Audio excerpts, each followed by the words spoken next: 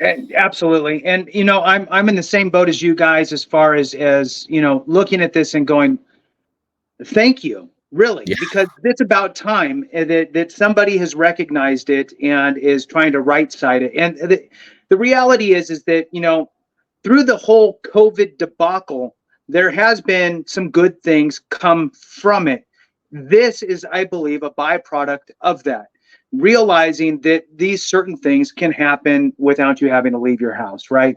And so there was this eye opener, I think, for some folks out there. So I think that this is going to be a great thing. I hope that it does not hit any roadblocks along the way, because you have the Congressional Budget Office that loves to go, well, if you do that, you're going to have people go to school that might not have went to school, and then all those that didn't go in person. Well, we were paying them half time, so now it's going to cost us this much more, and then Yeah. that throws everybody into a tizzy. Here's the reality, and I'm going to say it again: quiet mouths don't get fed. If you believe in this, and let me tell you this, not everything we talk about is going to affect everybody that's listening or watching. You might not have post 9/11. You might not have this benefit. But guess what? One of your brothers or sisters do. And one of your children who's coming out of the military will. Every benefit that we enjoy today was on the back of another veteran who helped pave the way. It's up to us to help continuing paving that road for all those that come behind us. Now, here we are on this specific issue. Reach out to your congressional elected officials, both on the House and Senate side, and let them know that you support the Education Flexibility for Veteran Parents Act. You can do it. Look, pick your flavor. You don't like people, you don't want to see anybody, send them an email. You want to talk to somebody, but you don't want to go there, call them. You want to see somebody in person? Show up. You want to talk to your congressional member? Schedule an appointment. A lot of times they'll make room for you.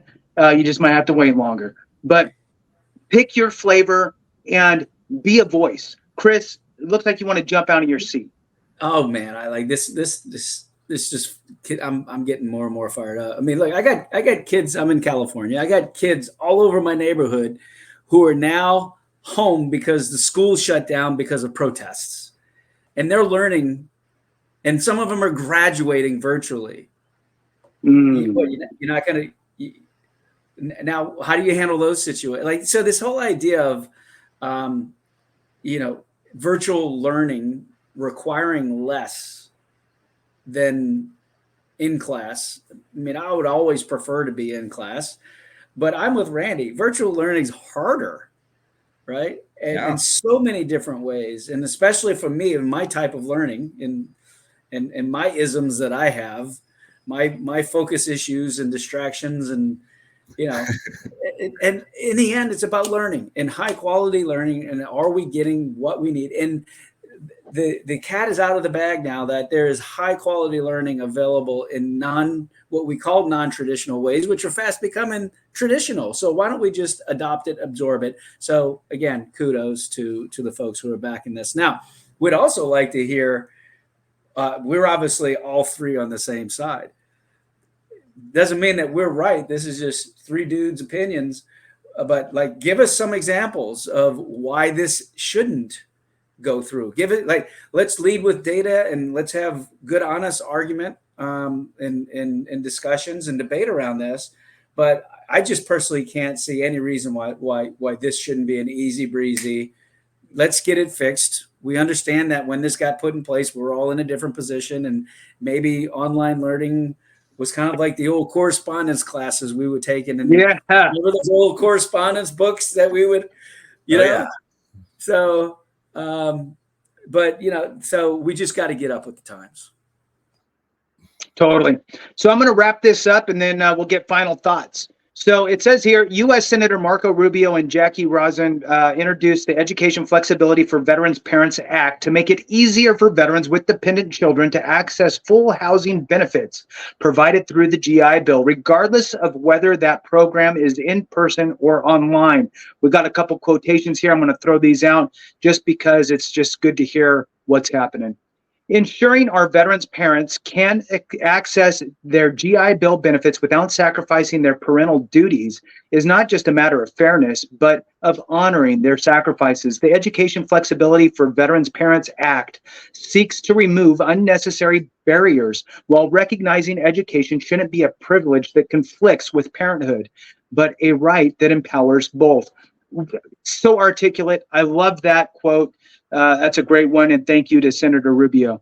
Next one, we should not force veterans who are parents to choose between pursuing higher education and taking care of their family. I'm helping introduce this bipartisan bill to make sure veterans who have dependents can receive their full housing stipend, even if they pursue full-time online education. Our nation has a responsibility to ensure the men and women who served in uniform get the benefits they need to transition back to civilian life.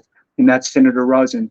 And thank you so much. We appreciate your support immensely. With that, I'm going to kick it to you, Randy. What are your final thoughts on this? Final thought, it's bipartisan. Wherever you land out there in YouTube on the political sphere, be it Democrat, Republican, Libertarian, somewhere in between, I think this bill makes sense.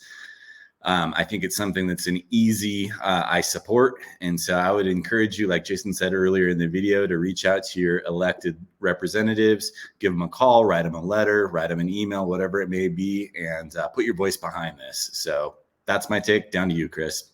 Yeah. Hey, look, looking at the state of our veterans and the commitments that they've delivered on, and the many situations, whether it be through injury or mental health or reasons why at-home education is going to be better in so many ways for a much larger swath of people.